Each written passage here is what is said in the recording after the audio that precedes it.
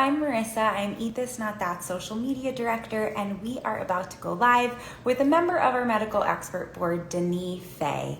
Denis is a nutrition consultant, journalist, and athlete committed to changing people's lives for the better. And during his 20 years at the Beachbody Company, he guided the creation of dozens of nutrition programs that have helped millions get results. As a writer, he's been featured in dozens of publications, including the New York Times, the Los Angeles Times, Outside, Men's Health, and Men's Journal. And today he is going to be joining us for a Q&A where he'll be answering questions that you, our followers, all submitted about how to make healthy choices at a summer barbecue. Oh, hello. Hey there. It's so nice to see you. How are you? Pretty good. Pretty good. How are you? I'm good, thanks. Well, thank you so much for joining us. For those tuning in, you may have seen Denis on one of these Q&As before. He always is so much fun to have and so full of great info. So we're going to be talking about how to stay healthy at a barbecue. Do you have any barbecue plans for this weekend? Yes, but I'm going to go to a big barbecue at the local town I live in is throwing a big barbecue, so I don't get to make a lot of decisions. I just sort of show up and see what's there. Okay. But I know how to navigate it, and I'm really excited to help you guys figure out the stuff that I'm going to be doing in a couple of days. That's so perfect. And I am also planning to barbecue this weekend, so I'm looking forward to hearing your answers to help guide me as well. So, do you have a barbecue at your house? Are you personally? A little more flexibility when it comes to what to prepare. Okay, so I can just jump into these questions if that works for you. Yeah. First is someone said, I love brisket at a barbecue, but when I eat it, I don't know when to stop. How should I exercise portion control at a buffet style party without feeling deprived? Well, I mean, I'm going to preface by saying, there's two ways of looking at celebratory eating, right? You can be like, well, look, it's a celebration. I'm going to let my hair down. But you got to be careful because when you start doing that and then next thing you know, you've patched together 365 celebrations, then that's bad. Like, for example, I don't, with all due respect to anybody involved with whatever holiday we're calling it now, I'm not a big Thanksgiving guy. Turkey doesn't do anything for me. Mashed potatoes are boring, so I don't eat that much, right? But I do love a good barbecue. So that's a time that I choose to indulge, and I just own it. You know what? I'm going to show up here. I'm going to eat the yummy foods I like. I'm not going to eat myself sick, but I'm definitely going to eat a lot. It's an exception to the rule. So if brisket means that much to you, then that's your jam, man. Now, that said, there are a lot of obvious things that you can do. You get a plate, right? If there's a choice of plates, get the smaller plate. Have your serving, and then walk away and be aware of that and kind of distance your location is everything, and then you distance yourself from all that food and don't hang out by the food. Right. That's gonna help a lot. Also, I'm a big fan of distractions at barbecues. Usually, like there's games, or you're playing, I don't know, horseshoes. There's a French game called pétanque, which is kind of like bocce that I play a lot, and go play the games. like if you're sitting there by the food, then yeah, you're gonna eat a lot. But if you get distracted by all the other fun things that tend to come with barbecues, you're probably gonna eat less, and you get a little physical activity, which never hurt. So, did I answer that question there? I kind of drifted, but okay. Yeah, that's a great suggestion. Next, we have a salad and potato salad. Is there a healthier way to prepare them of fat and calories? Well, everything I just said before, again, yeah. But also, the thing about, so you have the fat from, I'm assuming, the mayonnaise or the little hunks of orange cheese you put in there, or whatever. But you also have some pretty heavy duty carbohydrates in the pasta and the potatoes. So it's not just the mayonnaise doing the damage. And again, those foods, a little bit of mayonnaise, a little bit of potato, a little bit of pasta, it's not that bad. So yes, you can. You can go look them up, and you can find recipes, whole grain pastas, and then there's ways of substituting yogurt with a bunch of herbs to make creamy salads. But are you gonna like feel good eating them? You enjoy that? I do. I like those things, right? I mean, I kind of had to train myself a little bit, and we can get to that later. But so yeah, you can try to make those healthier things and see if they work for you. But still, you're getting a whole bunch of carbohydrates, so keep that in mind. And portions are good. So now we've talked about brisket, we've talked about potato salad, and you have your smaller plate, and you have your brisket, and you have your potato salad. Have a little bit of both of those. Maybe put the third thing on there that's what's healthy and what's not. And you got a pretty decent thing there, and you get your yummy things. So let's leave it at that. Totally. Okay. If possible, baked beans without sugar, without sour. Yeah. So yeah, I mean, I'm sure you can buy them and they can put like stevia in them or whatever. I don't love that. If that's really what you want to do, okay. I mean, the research is starting to come out saying, we don't know if the non-nutritive sweeteners is that good for you. I mean, the next solution for me is to make it from scratch, and then what's in it. And generally speaking, the foods you make yourself are going to have less sugar and certainly less crap in them than the stuff. Yeah. And then you can okay, so here's my little coffee story, right? As a younger person, I was all about the creamer and the sugar, and I made a meal out of my coffee, and then I decided I didn't want that anymore. So slowly over time, I kind of ebbed off of the sugar until I got to just milk, and I had milk in my coffee. And then I was in Hawaii, and I was staying at a hotel, and the hotel had Kona coffee. And they also had those really horrible little creamer things, which I hate and would never use. And one morning I woke up, and I was like, I don't want the horrible thing. I'm just going to taste this Kona coffee. And this is the most delicious thing I ever had. And that was and from that moment on, I don't put stuff in my coffee, just black coffee, right? So it took a while. So the reason I'm telling you about coffee when you're asking about baked beans is they're both beans.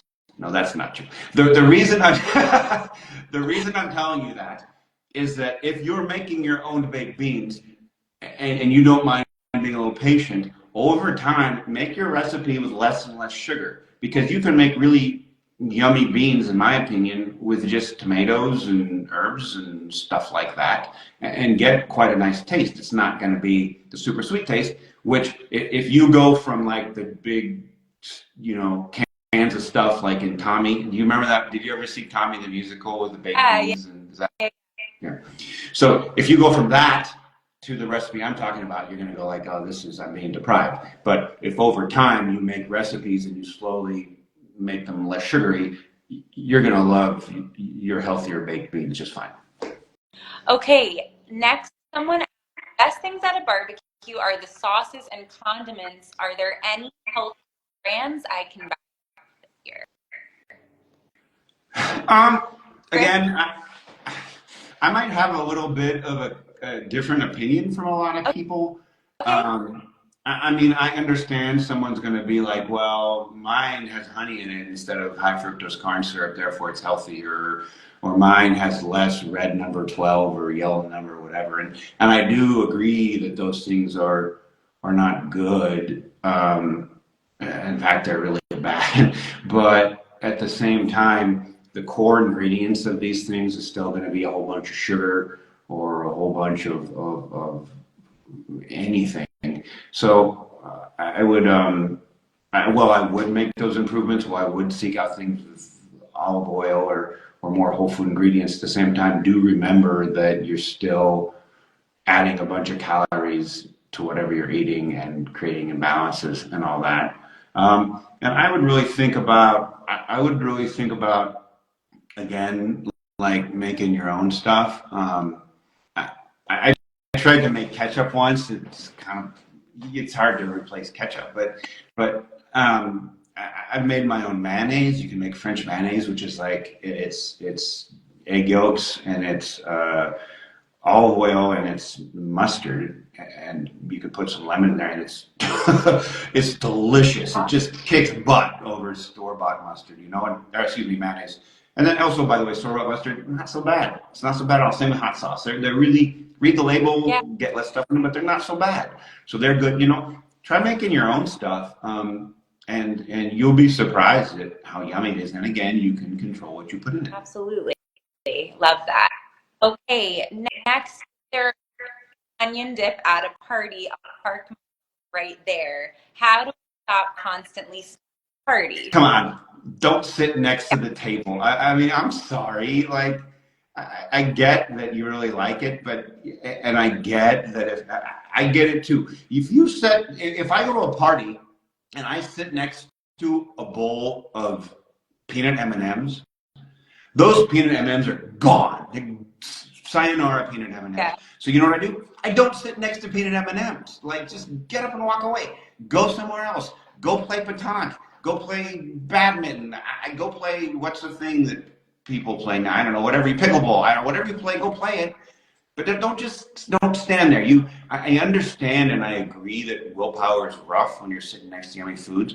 But you have the ability to separate yourself from those foods, and that's the first job. Yeah. Okay. Next, I always feel like the day and indulging in foods, and it derails. Is there a way to beat this? Let me think about that for a second.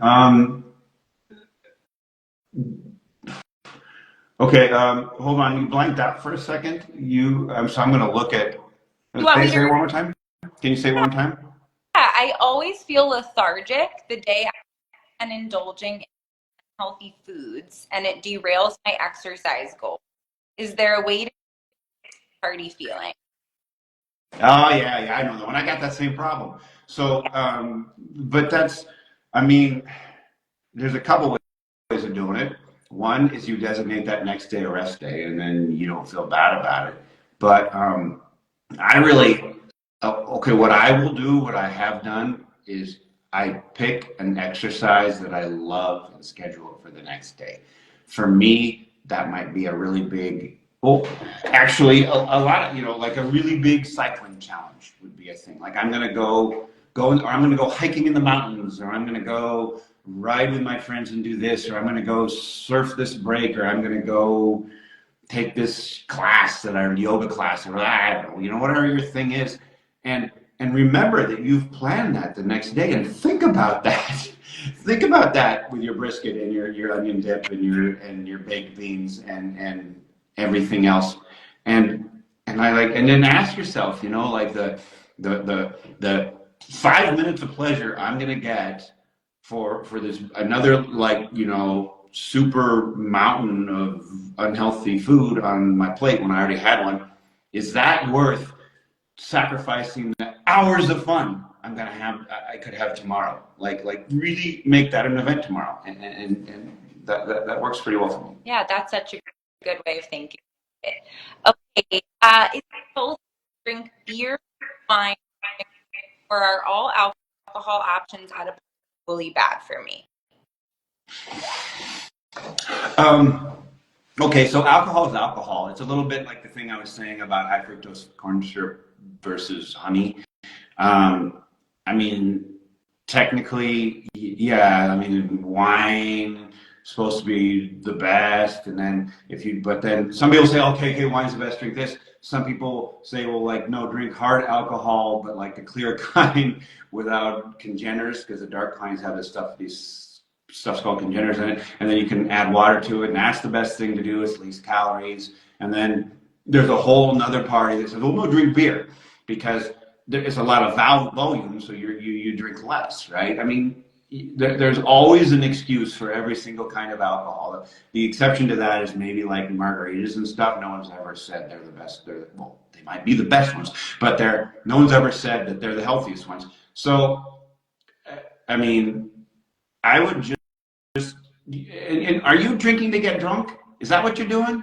Or are you drinking because you enjoy your drink? And if you're drinking to get drunk, you're watching the wrong chat, man. I mean, you got something else to do, and you got other problems. If you are drinking because you enjoy alcohol, just drink the alcohol you enjoy. Just don't drink that much of it. And I mean, there's that old chestnut alcohol, water, which slows you down. That's pretty good. If you're competitive like me, you drink a couple of drinks and you may get better at that game you're playing. But then if you drink 2 more drinks, you start to suck. And that's just embarrassing. And so I don't want to be embarrassed and fail at ping pong because I wanted 6 beers. So I'd rather have 2 beers, a couple glasses of water, and kick ass at ping pong. It's your choice. So unfortunately there is I can justify any alcohol you give me and tell you why it's a better alcohol. So just drink the one you enjoy and drink less. Okay, great. Last question. What side dish I can make for a barbecue that guests will actually want?